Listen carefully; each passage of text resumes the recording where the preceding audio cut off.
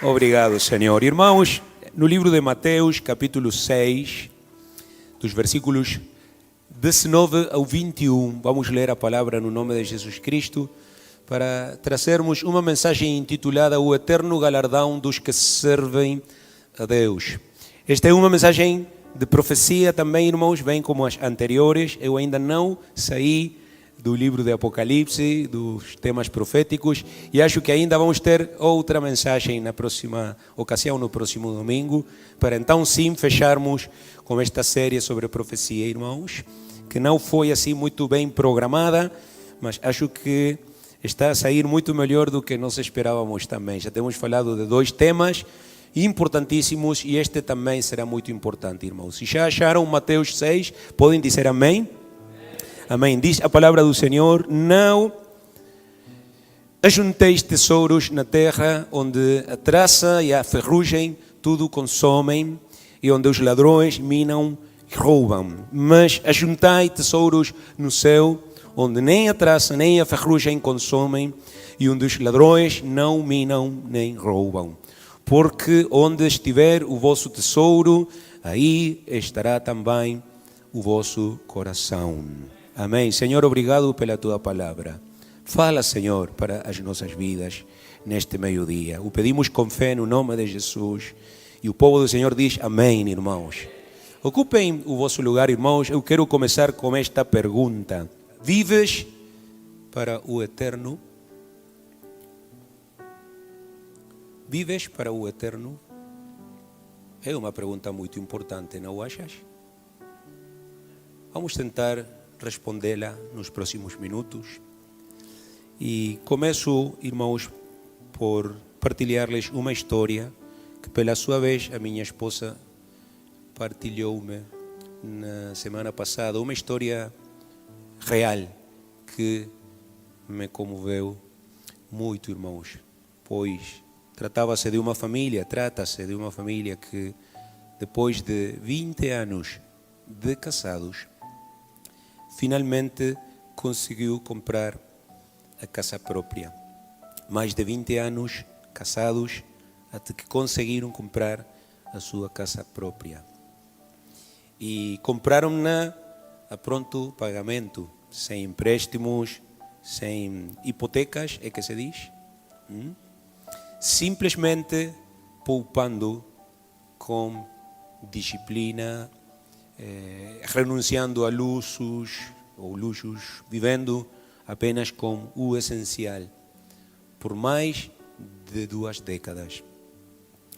Partilhavam que ela lavava à mão a roupa toda, que cozinhava comidas simples, que ele, pela sua parte, era sério e honesto com o seu trabalho.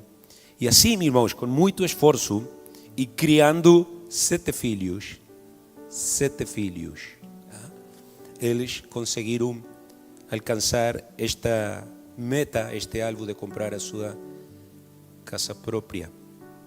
Mas há que dizer isto, irmãos, eles não passeavam.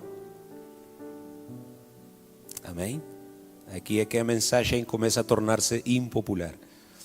Eles não viajavam, eles não tinham redes sociais, portanto não partilhavam nada, porque eles não estavam interessados em aparentar. E numa entrevista que deram há pouco tempo, disseram algo impactante que eu quero partilhar convosco. Algo absolutamente verdadeiro. Disseram isto: hoje em dia, muitos casais jovens ganham mais do que nós, e alguns muito mais, mas não conseguem sequer comprar um terreno.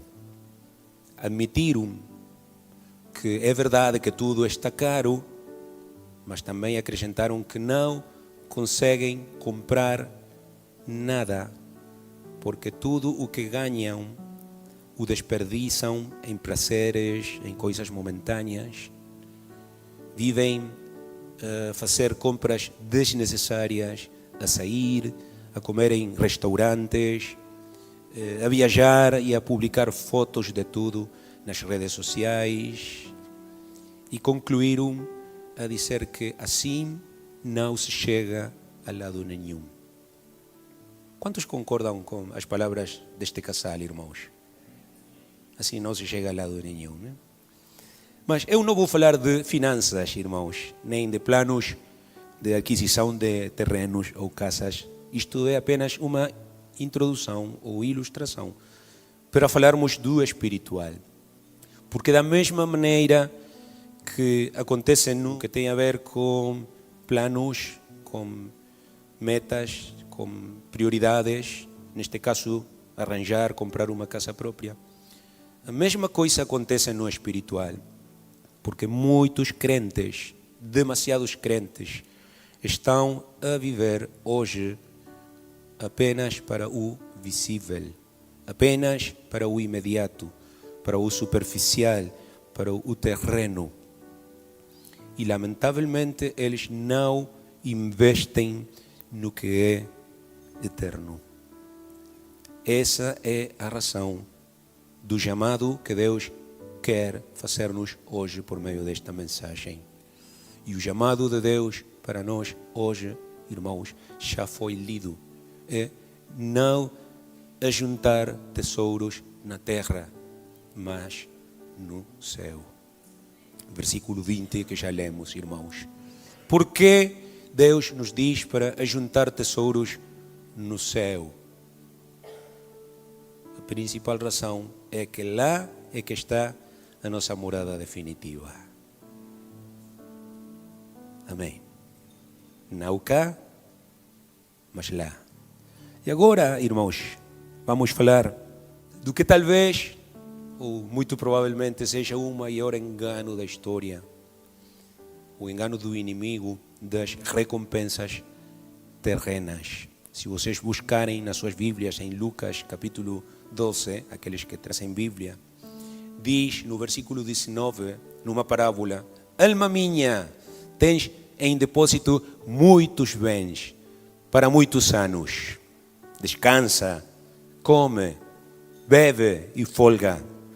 Mas Deus lhe disse: louco, esta noite te pedirão a tua alma. E no versículo 21, assim é aquele que para si ajunta tesouros e não é rico para com Deus. Olhem para esse homem, um homem que tinha tudo. Tinha posses, terras, cultivos, animais, e que um dia pensou: pronto, já não preciso de trabalhar, agora vou beber, vou comer, vou desfrutar, sem saber que essa noite iriam pedir a sua alma.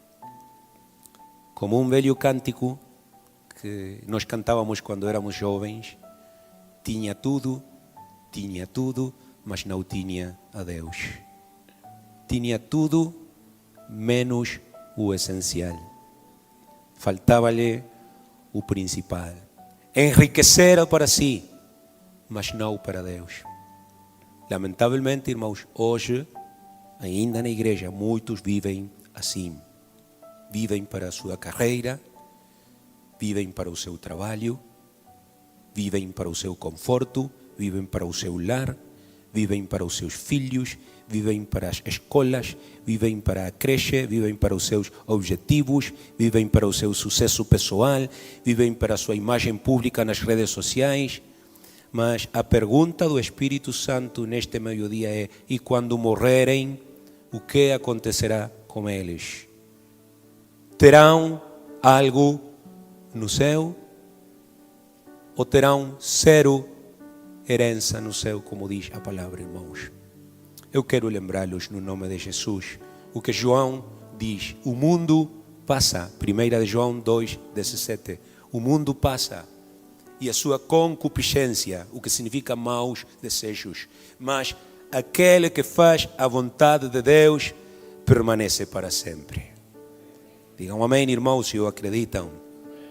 Porque também preciso falar-vos de um ensino bíblico sobre este assunto. Claro, esperançador, evidente, mas que esquecemos muitas vezes. e é o ensino de que Deus recompensará aqueles que o servimos. Ele vai fazê-lo, irmãos, num tribunal. Palavra que também tem raiz comum com tribuna, o que significa um local público, um local perante muitas testemunhas. Nesta semana, um irmão testemunhou-me que se emocionou muito, que desfrutou muito da ministração no domingo passado, quando falamos em que o Senhor ia chamar-nos pelo nosso nome diante do Pai, diante dos anjos. Quantos desfrutaram também desse momento? Mas Ele não vai chamar-nos apenas para fazer-nos cidadãos do seu reino nesse momento.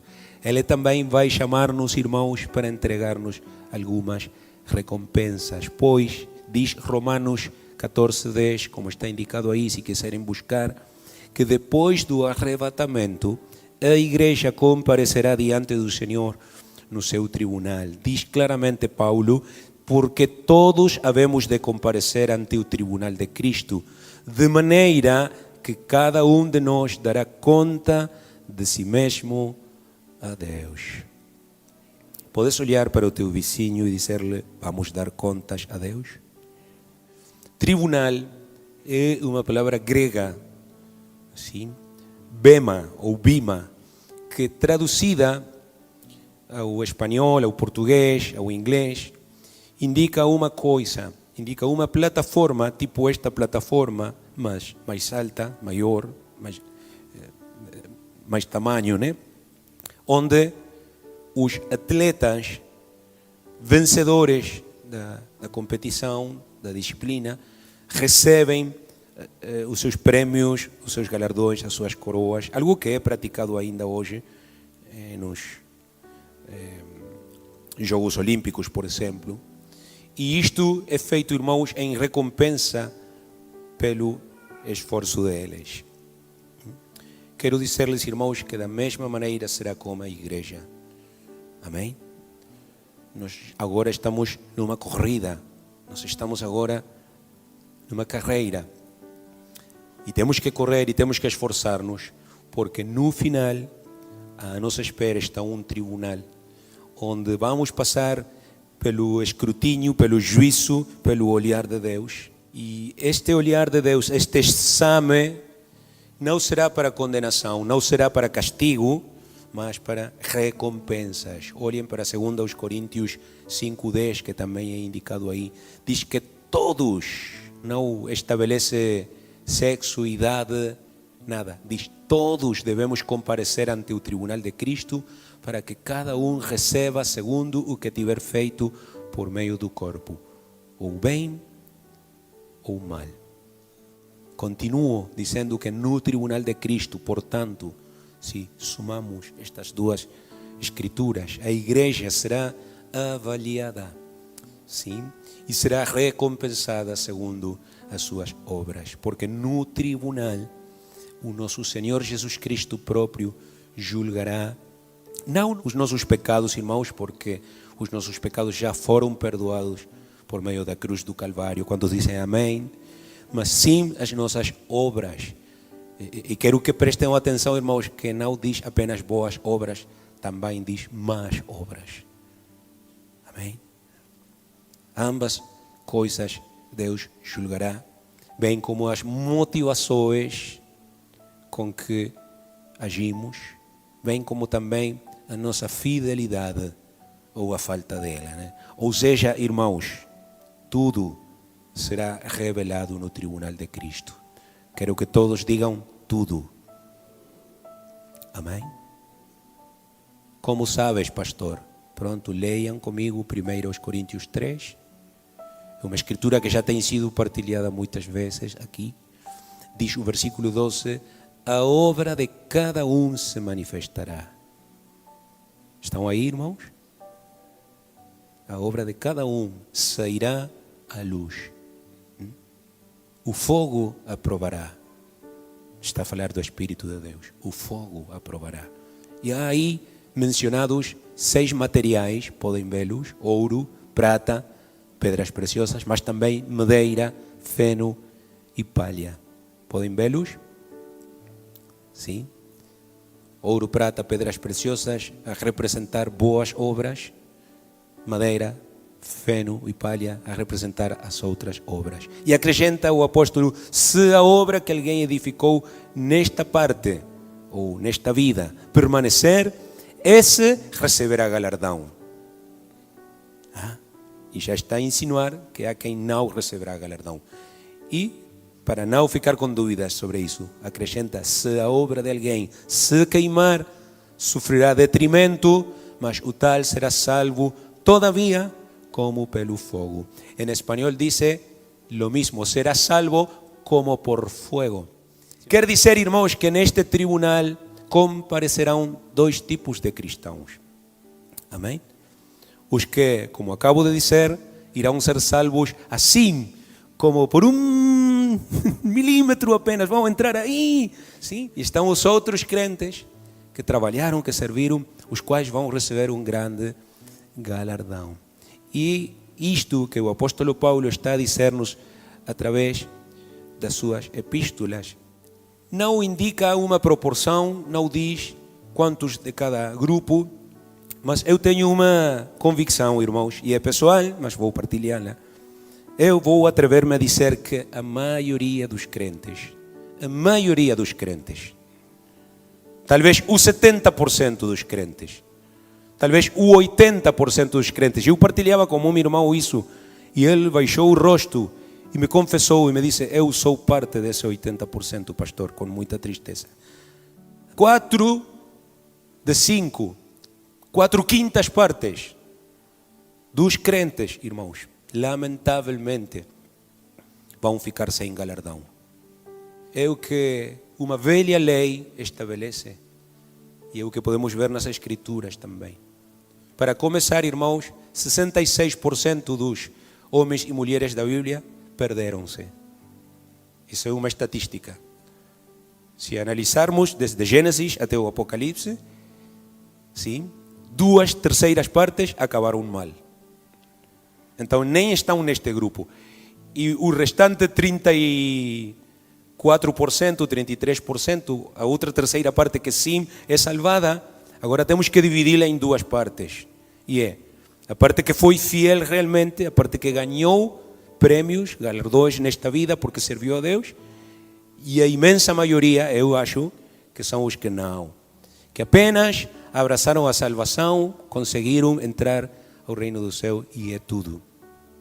Este é um tema muito sério, irmãos. Mas eu quero adorar a Deus neste momento e agradecer a Deus, porque há crentes que ainda com doenças, que ainda com dificuldades financeiras, que ainda com muitos problemas, às vezes no seu próprio lar, ainda com lutas, com provas ou provações, etc, etc, etc. Eles honram, eles servem, eles procuram fazer o seu melhor para o Senhor. Mesmo que não reconhecidos na terra, mesmo que não recompensados aqui por ninguém, eles um dia vão receber honra, vão receber coroas do Senhor. Digam amém se o acreditam, irmãos.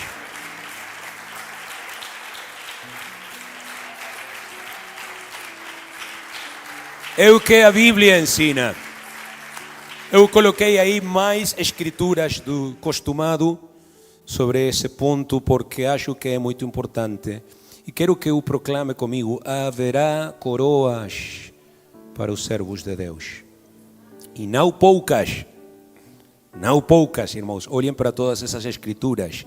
Coríntios 9:25, por exemplo, fala de uma coroa incorruptível, que é para os que vencem, que é para os que perseveram com domínio próprio. Amém. 2 Timóteo fala em coroa de justiça. Olhem bem, para os que amam a vinda do Senhor. Eu vou fazer uma pausinha aqui e perguntar, como no começo: vives para o eterno? É a mesma pergunta com outras palavras. Amas a vinda do Senhor? Amas a vinda do Senhor?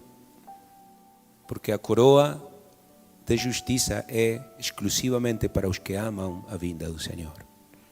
Apocalipse e também Tiago fala de coroa da vida, que é para os que suportam as provas e para os que suportam e vencem a tentação. Coroa de vida. Também Pedro, na sua primeira epístola, fala de coroa de glória, que é para os líderes da igreja, que é para os pastores. Coroa de glória. E por último, agora que vamos entrar num ciclo de evangelização, um ciclo impacto, primeiro aos Tessalonicenses fala em coroa de gozo para os ganhadores de almas. O que significa que os que não ganham almas vão andar todos tristes lá no céu, irmão. Com a cabeça vazia, porque a coroa de gozo é apenas para os que ganham almas. Estas não são conclusões pessoais. Aquilo do 70%, 80% era, isto não, isto é bíblico, isto tu podes lê-lo em todas essas escrituras. E quero estabelecer algo que é muito importante, irmãos. Estas coroas não são simbólicas, são reais. Porque há uma escola de interpretação bíblica chamada de alegórica, que sempre que encontra estas coisas diz, não, isto é simbólico, ilustrativo. Não, irmão. Nós vamos receber este tipo de coroas literalmente. O que significa uma coroa? Significa autoridade, significa posição, significa também honra. Amém? Isto de coroar a uma reina de beleza, de coroar um príncipe e fazê-lo rei, como já preguei no domingo passado, isto não é criado aqui na terra, isto vem de Deus, vem dos céus. É ideia celestial. E é literal, irmãos, o Senhor vai colocar sobre as cabeças daqueles que servimos no seu reino coroas que indicarão, que anunciarão uma posição real durante o reino do milênio e também durante o seu reino eterno. E eu não sei tu, mas eu quero lutar pela minha coroa. Mas tenho que dizê-lo novamente, nem todos os crentes vão receber estas coroas, porque nem todos os crentes serviram a Deus com a mesma entrega, com a mesma paixão, com o mesmo compromisso. Essa é a verdade, irmãos. Há muitos crentes que são, se calhar, ricos nesta vida, mas pobres em Deus. Ouçam o que Deus lhe diz à igreja. Lucas 6:24. Ai de vós, ricos, porque já tendes a vossa consolação. O que acumularam, o que conseguiram na terra é tudo o que vão ter. Já têm a vossa consolação. Olhem para o que Apocalipse 3:17 diz para a igreja. Dizes, rico sou e estou enriquecido, e não se chateiem comigo, irmãos, é o que está escrito aqui na Bíblia, diz, e não sabes que és um desgraçado, miserável e pobre. Em espanhol, diz ciego e desnudo. Também em Lucas 16, que é uma leitura comprida, não vou lê-la, irmãos. Lemos de outro homem rico, não aquele da parábola, mas um homem que sabemos existiu mesmo, porque até aparece um nome aí na história. Não sabemos o nome do rico, mas sabemos o nome do pobre que sentava-se na porta do rico, e diz que enquanto este homem pobre, chamado Lázaro, sofria, padecia fome, padecia muita coisa, o homem rico tinha tudo, mas quando chegaram cada um ao seu destino eterno, irmãos, e isto é ensino de discipulado 1, o homem rico nada tinha, e o homem pobre, chamado Lázaro, tinha tudo e foi grandemente consolado. Alguém louve a misericórdia de Deus, irmãos. Eu quero dizer-te o seguinte, irmão, que vives para ti próprio, irmão, que somente pensas nas tuas próprias coisas, e eu respeito isso, o teu estilo de vida não é o meu assunto, eu não vou mexer com ele, mas sim vou dizer-te o que a palavra de Deus diz para todos aqueles que amam este mundo, que amam os prazeres desta vida, que amam a comida, que amam as vestes, que acreditam que tudo se resume a isso, que são hedonistas ou epicuristas, que pregam, que ensinam, comamos e bebamos que amanhã morreremos, tudo acaba no cemitério. Eu quero dizer-te, no nome de Jesus, estás a deitar a perder a tua eternidade. Estás a dilapidá-la. Estás a desperdiçá-la. Como aquele filho pródigo que desperdiçou, que dilapidou a herança do seu pai. É o que Jesus quer dizer-lhe hoje à igreja.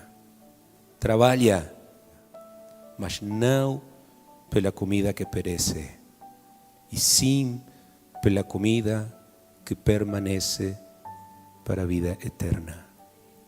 Serve a Deus, irmão. Serve a Deus, irmã. O Espírito do Senhor está a clamar há muitos dias para esta igreja compreender a importância e a urgência de servir a Deus. E vou concluir, irmãos, com uma pergunta mais. Onde estás tu a semear? Já temos lido Mateus 6, vou repetir, versículo 21, diz: onde estiver o vosso tesouro, aí estará também o vosso coração. As vossas sementes, a vossa seara. Colossenses 3 também, irmãos. Olhem quantas escrituras tenho trazido hoje. Diz: se já ressuscitastes com Cristo. Está a falar do batismo. Está a falar do enchimento do Espírito Santo. Se já tens nascido de novo, buscai as coisas que são de cima. De cima. Pensai nas coisas que são de cima. É disto, irmãos, que o Senhor quer que nos lembremos nesta semana. O Senhor está a lembrar-nos, está a fazer com que recordemos que a igreja será galardoada. E não com um galardão perecível, mas com um galardão eterno. Cada ação, como já falei no domingo passado, falando do livro das obras, se lembram, irmãos? Cada ação está a ser anotada e cada ação será tida em conta, falando de boas ações, mesmo que ninguém tinha visto, mesmo que ninguém o tenha reconhecido, Deus leva conta disso. Cada sacrifício, cada oração, cada jejum, cada WhatsApp, aleluia, vem para a igreja, convido-te para o meu grupo, aleluia, cada alma que tu ganhaste, cada obra de amor que tu tiveres feito, cada coisa feita de coração para o Senhor, Cristo mesmo te recompensará. O acreditas? Acredita-o, por favor. E concluo, irmãos, com Apocalipse 22, 12, um dos meus versículos favoritos. Diz: eis que cedo venho, e o meu galardão está comigo para dar a cada um segundo a sua obra. Aqueles que confiam nesta promessa, fiquem em pé, por favor, neste momento, para orarmos, irmãos. Mas antes perguntar: estás preparado tu para o tribunal de Cristo? Sentes que estás preparado para comparecer ante o tribunal de Cristo? Talvez no próximo domingo lhes pregue sobre os talentos e as minas das parábolas de Jesus, que falam do mesmo. O que dirias tu perante o Senhor se hoje tivesses que apresentar-te ante o seu tribunal? Qual o resumo da tua vida? Quais contas tu poderias apresentar ao Senhor? Ao olhar para todas estas verdades, irmãos, podes tu dizer que Investiste a tua vida no reino de Deus? Que deste o teu melhor para o reino de Deus? Ou se calhar o deste para este mundo, o deitaste aqui, o gastaste aqui? Onde é que estás a construir tu? E se por acaso é no céu, e eu olho para os líderes que estão aqui e agradeço o vosso serviço, mas com que material, irmãos líderes, estão a construir? Com ouro? Com prata? Com pedras preciosas? Que significa com sinceridade, com reverência, com temor de Deus, com a única intenção de agradar a Deus, ou com madeira, feno e palha? Vos lembro, Deus não irá julgar apenas as obras, mas também o intuito delas, a intenção delas, a motivação delas. Inclina o teu rosto, irmão, neste momento e diz para o Senhor: Senhor Jesus Cristo, obrigado pela tua palavra, porque tu me permites, Senhor, receber esta mensagem, ouvir esta imensa verdade, Senhor. A verdade de que não devo já procurar coisas nesta vida, que já não devo ter o meu coração, o meu olhar, a minha mira, Senhor, nas coisas deste mundo, mas nas dos céus. Um corajoso que possa levantar as suas mãos e dizer: Senhor, eu já não quero procurar coisas terrenais, ou galardões terrenais, ou recompensas nesta vida. Senhor, já não quero tesouros nesta terra, onde tudo acabará em breve. Já não possuo, já não tenho ambições nesta vida, Senhor. Muito menos, Senhor, receber reconhecimentos deste mundo, lutar, Senhor, por um prêmio aqui, ou um prazer aqui, ou o sucesso aqui, Senhor, como muitos buscam. O que eu quero, Senhor, alguém que o diga comigo, é servir-te. O que eu quero, Senhor, é agradar-te, é fazer a tua vontade, é ser fiel a ti, Senhor. Fiel. Não trabalhar, Senhor, em público, mas no oculto, no privado, no segredo, onde tu e somente tu olhas. Eu quero trabalhar para ti, Senhor Jesus. Eu quero fazer o que me pedes, Senhor. E peço-te perdão, Senhor, porque tenho andado a dar voltas e a fazer-te esperar, Senhor, pela minha decisão. Ajuda-me. Ajuda-me, Senhor. Eu quero trabalhar para ti. Fazer boas obras. Não porque elas possam salvar-me, porque eu já sou salvo. Mas eu quero a minha coroa, Senhor. Eu quero o meu galardão eterno, Senhor. O que eu não quero, Senhor, é chegar com mãos vazias. Eu quero ter uma coroa, Senhor, lá no céu. Esse galardão que tu, Senhor, darás àqueles que te serviram aqui. E eu sei, Senhor, que tu me queres dar. Que tu, Senhor, tens já preparada essa coroa para mim.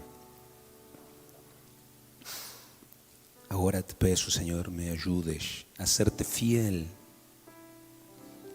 Peço-te que me des forças, Senhor, para perseverar até alcançar, Senhor, esse momento e essa bênção. Obrigado, Senhor Jesus.